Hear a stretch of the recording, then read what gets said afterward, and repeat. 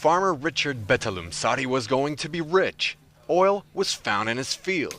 American oil company Esso dug a well here, and every day 300 barrels of crude oil are extracted from this well alone. It is worth about $40,000 a day, a real fortune. But here in southern Chad, the discovery of oil in this field doesn't mean big money is going to be flowing, at least not for Richard.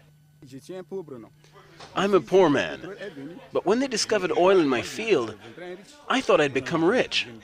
But look, I'm still a poor man. Nothing has changed. So why did you let him dig a well in your field? You know, here it's the government who decides, not me. And with the money they gave you, what did you buy?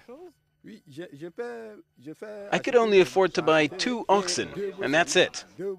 In the region, there are already over 500 wells, and Esso keeps on drilling new ones. The oil is pumped from 3,000 meters below the surface and is stored in these massive tanks. Then the oil is transported through a pipeline built under this road to an industrial port in Cameroon, some 1,000 kilometers away from here. Thanks to its oil, Chad earns about $1 billion a year. According to the government, this money is used to finance the construction of public buildings. But with the Chadian state waging war against a rebel insurgency for the past 2 years, a lot of money goes into military expenditures. But authorities insist some of the money also goes back to the locals.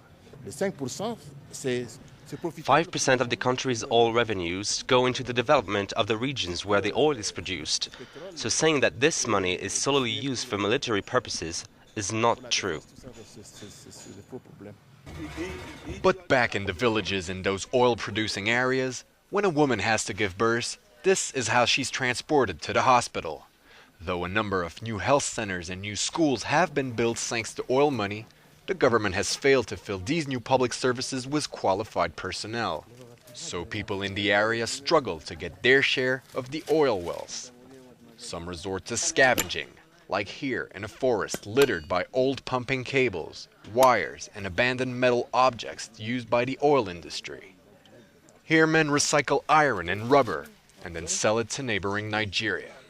Chad had once committed to use its oil revenues for the development of its country and its people. But with war and political instability, money that could have helped pull the country up ends up going into weapons and ammunition.